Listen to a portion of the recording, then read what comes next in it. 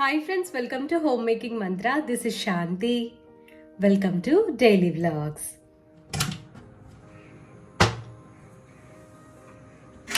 Hi అండి, అందరికీ happy Tuesday.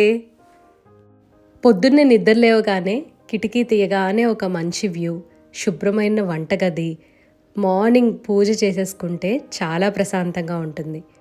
మార్నింగే మా హస్బెండ్ పూజ చేస్తారు కాబట్టి నేను నిద్ర లేవగానే అంత పాజిటివ్గా ఉంటుంది, పాజిటివ్గా డే అంతా గడుస్తుంది.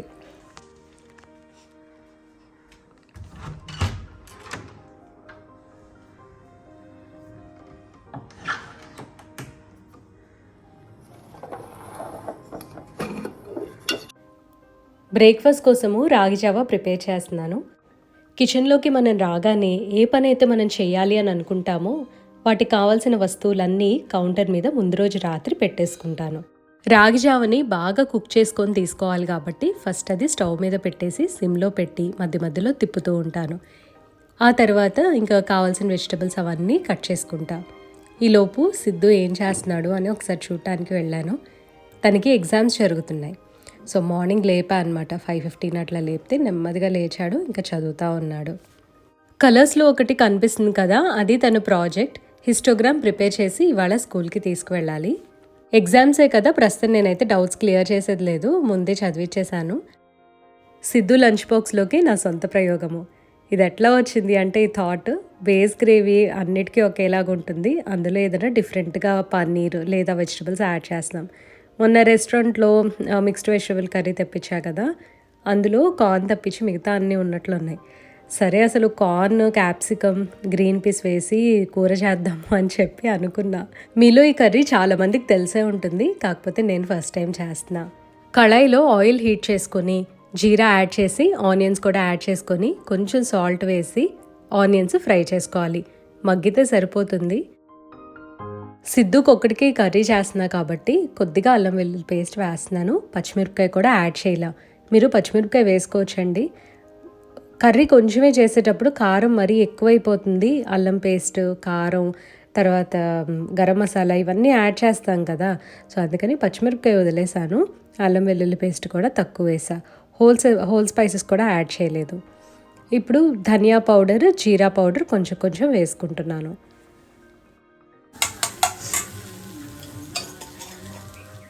టొమాటోస్ కూడా యాడ్ చేస్తున్నాను.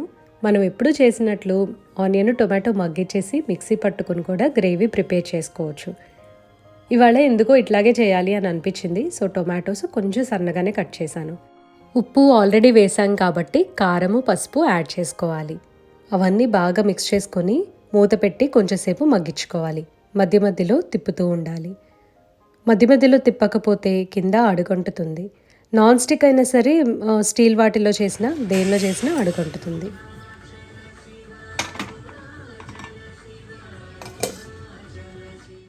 ఇవాళ టొమాటో అండ్ కార్న్ తోటి కర్రీ ప్రిపేర్ చేస్తున్నా కాబట్టి కార్న్ అండ్ గ్రీన్ పీస్ కూడా తీసుకున్నా. కొంచెం వాటిని బటర్లో ఫ్రై చేస్తా. పన్నీర్ ఎలా అయితే మనము కొద్దిగా ఫ్రై చేసి పన్నీర్ బటర్ మసాలా లాంటివి ప్రిపేర్ చేస్తామో, సో సేమ్ ఆ థాట్లోనే ఇది చేస్తున్నాను. ఇలా చేస్తారా లేదా అనేది నాకు ఐడియా లేదు, కానీ టేస్ట్ బాగుంటుంది. అండ్ ఈ కర్రీ అయితే చాలా బాగుందంట. సిద్ధుకి చాలా నచ్చింది, మా హస్బెండ్ కూడా చాలా బాగుంది అని అన్నారు.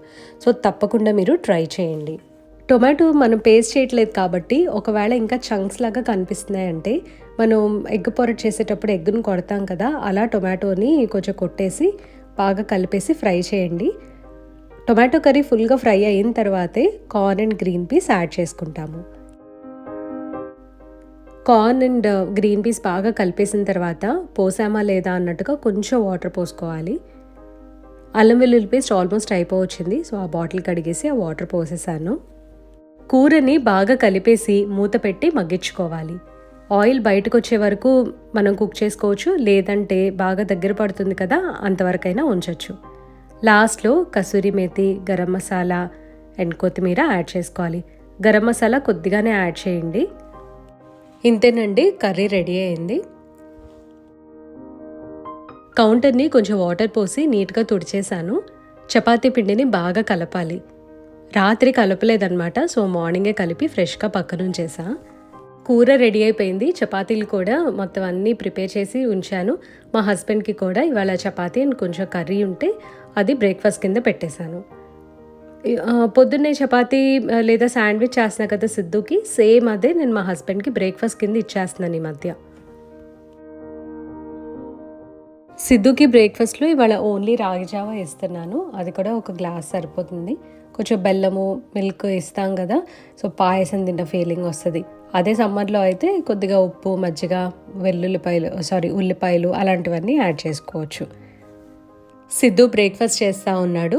నేను వాడికి లంచ్ కూడా ప్యాక్ చేసేసి రెడీగా ఉంచాను.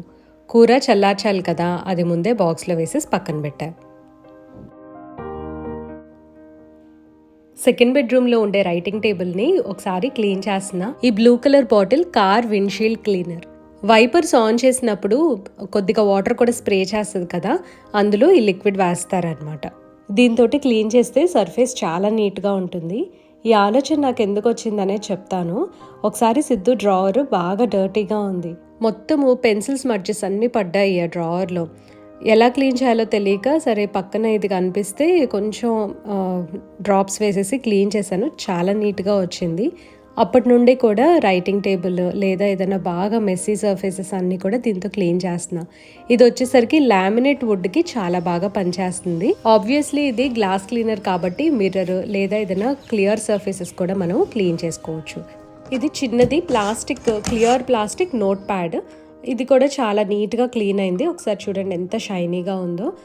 మీ దగ్గర విండ్షీల్డ్ క్లీనర్ ఉంటే తప్పకుండా ట్రై చేయండి, బాగా వర్క్ చేస్తుంది. సిద్ధు డెస్క్ అంతా కూడా నీట్గా ఆర్గనైజ్ చేశాను.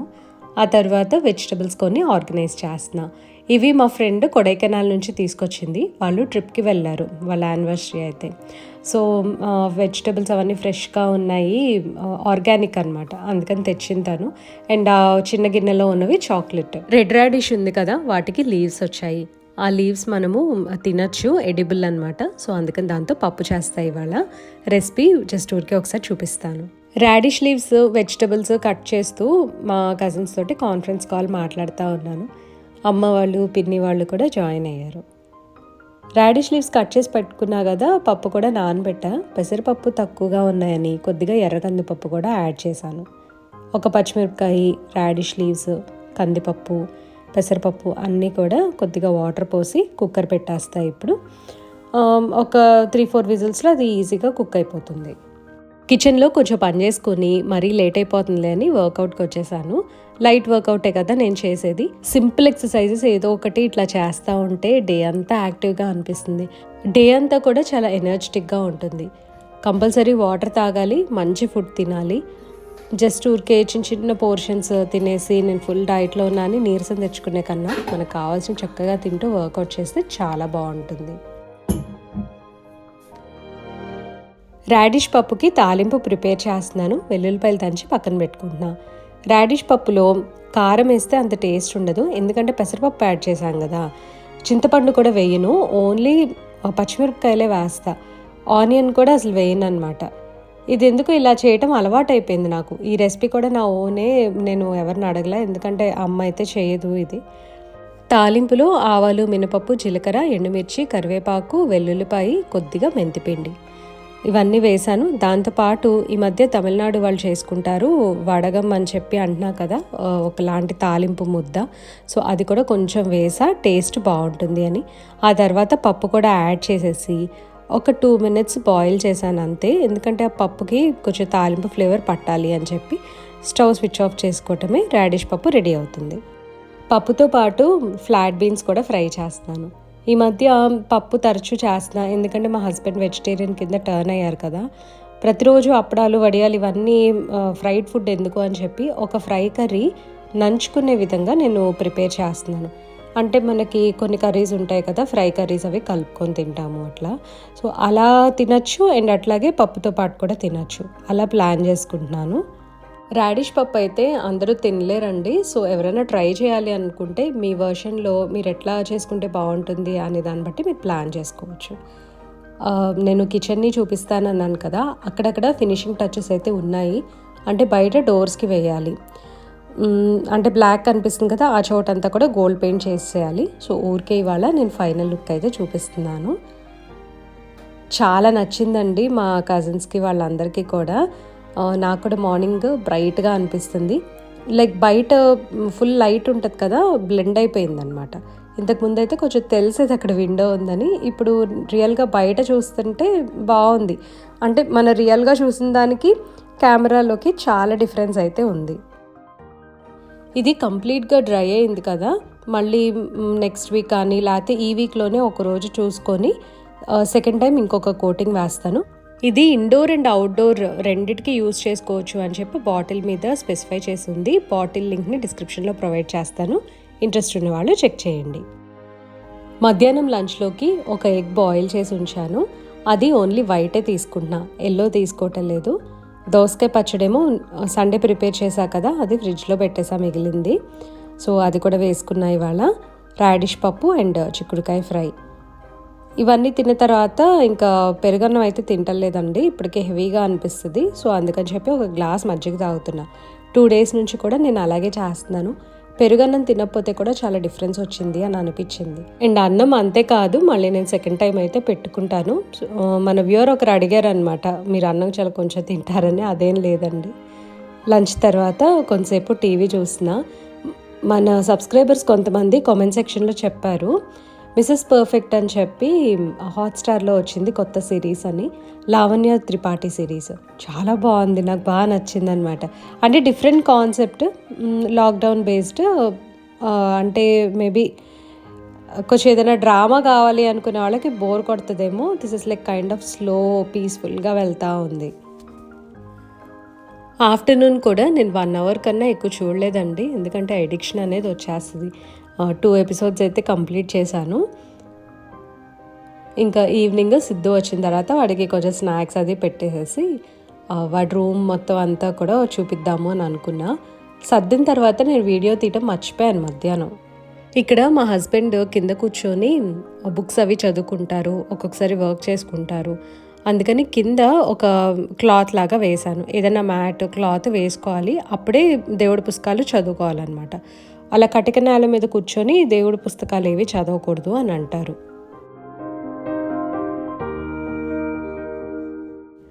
రీయూజబుల్ ప్లాస్టిక్ది నోట్ ప్యాడ్ నాకు చాలా బాగా అనిపిస్తుంది. సిద్ధు ఏదన్నా తను నోట్ చేసుకోవాలి అంటే దీని మీద రాసుకుంటూ ఉంటాడు. అప్పుడప్పుడు నాకు ఏమన్నా గ్రోసరీస్ మర్చిపోయినా సరే లిస్ట్ దీని మీద రాసేస్తూ ఉంటాను.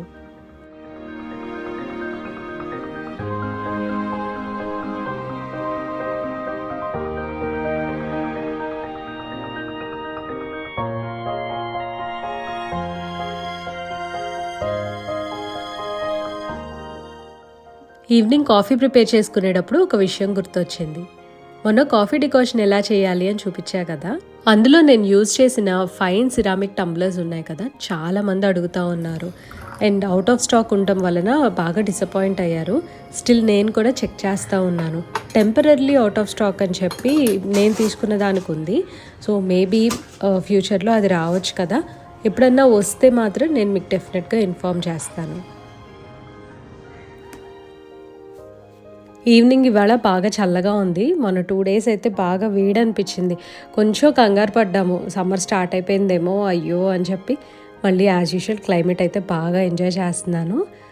వాక్కి వెళ్దామని అనుకున్నా కానీ నా దగ్గర అంత టైం లేదనమాట. అంటే ముందుగా నేను ప్లాన్ చేసుకోవాలా. So at least weekly 2 times 3 times అయినా సరే వాక్కి వెళ్దామా అని చెప్పి అనుకుంటున్నా. ఏదో ఒకటి 1/2 hour ఒక వాక్ పెట్టుకుంటే బాగుంటుంది అని అనిపించింది. ఈవినింగ్ ఆల్మోస్ట్ పనులన్నీ అయిపోయాయి. సిద్ధుకు కూడా కావాల్సినవి చూసేసి ఇంకా ఇప్పుడు నేను ఎడిట్ చేసుకోవడానికని రూమ్లోకి వచ్చేసాను. ఎడిటింగ్, వాయిస్ ఓవర్ అన్నీ కూడా నాకు కొంచెం టైం పడతాయి అన్నమాట. 3 hours అయితే ఖచ్చితంగా నేను కూర్చోవాలి.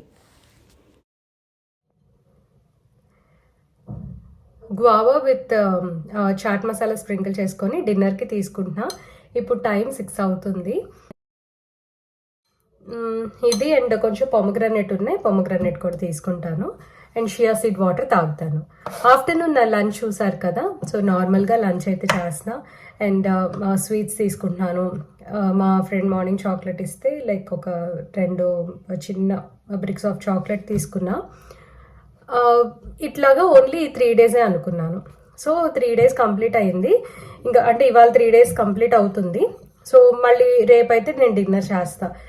నేను వీక్లీ ఇట్లా పెట్టుకుందాము అని అనుకుంటున్నా. ఒక్కొక్కళ్ళ బాడీ ఒక్కొక్కలాగా వర్క్ చేస్తుంది కదా. సో నాకు పీరియడ్స్ అప్పుడు ఎలా ఉంటుంది అని అంటే, జస్ట్ పీరియడ్స్ స్టార్ట్ అయ్యే ఒక 1 వీక్ ఆర్ 10 డేస్కి ముందు కొంచెం నీరసం లాగా అనిపిస్తుంది.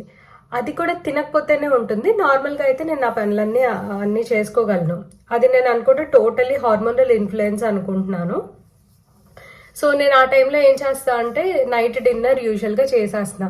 అండ్ నాకు తినకపోయినా నేను ఉండగలను అనే డేస్లో ఇట్లా ప్లాన్ చేసుకుంటున్నా.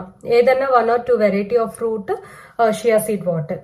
సో నా వెయిట్ నేను యాక్చువల్లీ ఒకళ్ళు అడిగారు, అట్లా నాకు వెయిట్ చెప్పడం ఇష్టం లేదు. అంటే వెయిట్ చెప్పడం ఇష్టం లేదు అంటే మేబీ ఎవరో ఒకరు అఫెండ్ చేయొచ్చు. సో అందుకని చెప్పి నేను చెప్పను, బట్ ఎన్ని కేజెస్ తగ్గుతున్నానని చెప్తా. సో ఇట్లాగా 2 days నేను fruits and Shia seed water తీసుకున్నాను కదా. నేనైతే మామూలుగా 1.5 kg నాకు వెయిట్ ఇన్స్టెంట్గా తేడా తెలిసింది. బికాస్ నేను రెస్టారెంట్కి వెళ్ళినా సరే చాలా లిమిట్గా తీసుకున్నా, అసలు డిజర్ట్స్ తినలేదు. అండ్ మా మామయ్య గారు స్వీట్స్ తెచ్చారని చెప్పాను కదా, బక్లవా స్వీట్స్. అది కూడా నేను ఏంటంటే తెచ్చిన రోజు ఒక రోజు తీసుకున్నాను అండ్ నిన్న తీసుకున్నాను. మధ్యలో అసలు ఇంకెక్కువగా నేను తినలేదు. అండ్ ఇంట్లో కూడా ఎటువంటి స్వీట్స్ లేవు. మా అత్తగారు గవ్వలు తెచ్చారు, మర్చిపోయాను. గవ్వలు తెచ్చారు కానీ 1-2 నోట్లో వేసుకున్నాను కానీ అసలు నేను అంతకన్నా ఎక్కువ తినలేదు. అవి చిన్న చిన్న గవ్వలు అనమాట, పెద్దవి కూడా కాదు. సో ఇట్లా స్వీట్స్ లిమిట్ చేసుకుంటా వచ్చాను. ఇంతకు ముందు కూడా కాన్షియస్గా ఉన్నా సరే ఎందుకు పుట్టాన్ అయ్యాను అంటే అది పీరియడ్స్ వలన. పీరియడ్స్లో లైక్ 1 or 2 kgs మనం లైక్ ఇన్స్టెంట్గా డిఫరెన్స్ తెలియటం అనేది, 1 or 2 kgs ఇంక్రీజ్ అవటం అనేది చాలా కామన్. అదేంటంటే ఇప్పుడు సడన్గా నాకు ఆ చేంజ్ అనేది కనిపించింది. సో 1.5 kg అయితే నాకు స్కేల్ మీద నేను చూసుకోగలిగాను. వెయిట్ చూసుకోవటం కూడా ఎలా ఉంటుందంటే ఎర్లీ మార్నింగ్ ఎంటీ స్టమక్తో చూసుకుంటే ఒక వెయిట్ వస్తుంది. సో ఈవినింగ్ చూసుకుంటే అట్లాగా. నాకైతే నిన్నటి నుంచి కొంచెం బెటర్ అనిపిస్తుంది అనమాట. లైక్ ఈవినింగ్ టైం చెక్ చేసుకుంటున్నాను. ఇంకొకటి అండి, జస్ట్ కొంచెం తిన్నా సరే వచ్చేసే టైప్ ఆఫ్ బాడీ అనమాట నాది. సో ఇలా నాలాగా ఉండేవాళ్ళు చాలా మంది ఉంటారు. ఏం టెన్షన్ పడద్దు, హెల్దియర్ లైఫ్ స్టైల్ మనం ఇంక్లూడ్ చేసుకుంటే స్లోగా అదే తగ్గుతూ వెళ్ళిపోతుంది. సో నేను ఎలా పెట్టుకుంటున్నా అంటే వీక్లో first 3 days Shia seed water and fruits, మధ్యలో రైస్, అంటే ఈవినింగ్ రైస్ ఆర్ చపాతీ ఏదో ఒకటి, లేకపోతే టిఫిన్ చేస్తే టిఫిన్. అండ్ నెక్స్ట్ మళ్ళీ 3 days Shia seed water and fruits అట్లా పెట్టుకుంటున్నా. అండ్ ఇప్పుడు సండే, మండే, ట్యూస్డే అట్లా పెట్టుకోవట్లేదు. బికాస్ ఫస్ట్ 3 days నేను ఫ్రూట్స్ తినచ్చు, మధ్యలో 2 days ఆర్ 1 day రైస్ అయితే కంపల్సరీ తింటాను. మా ఫ్రెండ్ ఒక అమ్మాయి ఉండేది, తను వెనస్డే సాలెడ్స్ తీసుకునేది, మిగతా రోజులంతా కూడా రైస్ తీసుకునేది అనమాట. అండ్ సాటర్డే సండే వస్తే లైక్ చీట్ మీల్ లాగా అట్లా చేసేసేది. సో అది గుర్తొచ్చింది నాకు, ఓకే ఇలా ట్రై చేద్దాము. ఎందుకంటే ఇప్పుడు ప్రస్తుతం నేను వెయిట్ లాస్ ప్లాటర్లో పడ్డాను, అది చాలా రోజుల నుంచి అట్లాగే ఉంది.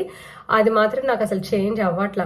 ఒకవేళ లైక్ కొంచెం చేంజ్ వస్తుంది అని అన్నప్పుడు నేను ఊరు వెళ్ళిపోయేదాన్ని. సో ఇంతకు ముందు కూడా ఇదంతా చెప్పా కదా. సరే ఇంకా ఈసారి అట్లీస్ట్ ట్రై చేద్దాము. ప్రస్తుతం రేపు ఫిబ్రవరిలో ఒక ఫంక్షన్ ఉందన్నమాట, ఆ ఫంక్షన్కి వెళ్ళాలి. సో మా కజిన్స్తో కూడా ఇదే డిస్కస్ చేశాను. సో మా చెల్లి అండ్ నేను ఇద్దరం కలిసి చేస్తున్నాము. ఇవాళ నుంచే ఇంకా సీరియస్గా అనుకున్నాం అనమాట ఇది ఫాలో అవుదాము అని. బికాస్ నేను ఇట్లా 3 days తిన్నాను అని చెప్పాను అనమాట వాళ్ళకి. సో అది ఇవాళ అయితే guava and Shia seed water.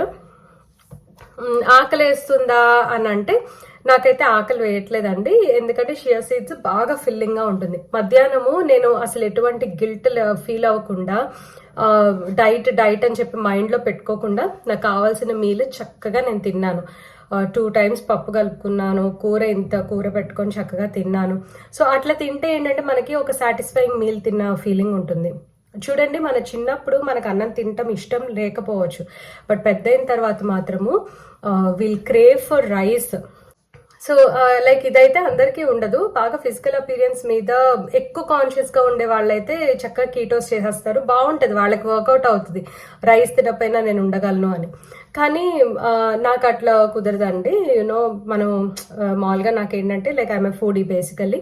నేను చక్కగా తింటాను, నాకు అందులో మొహమాటం ఉండదు.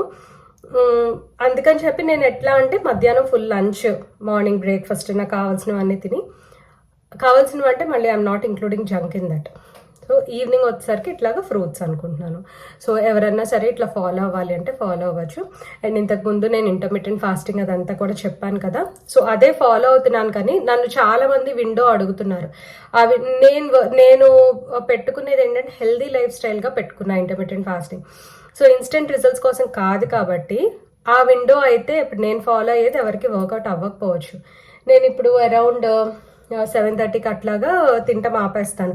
మళ్ళీ నెక్స్ట్ డే 8 o'clockకి కాఫీ తాగుతాను. సో చాలా మంది చెప్తారు కాఫీ తాగొద్దు, పాలు తాగొద్దు, పొద్దున్నే టీ తాగొద్దు ఇలా చెప్తారు. అది నాకు వర్కౌట్ అవ్వదు. సో ఆ ఇంటర్మీడియట్ ఫాస్టింగ్ అయితే ఫుల్గా అయితే నేను చేయట్లేదు.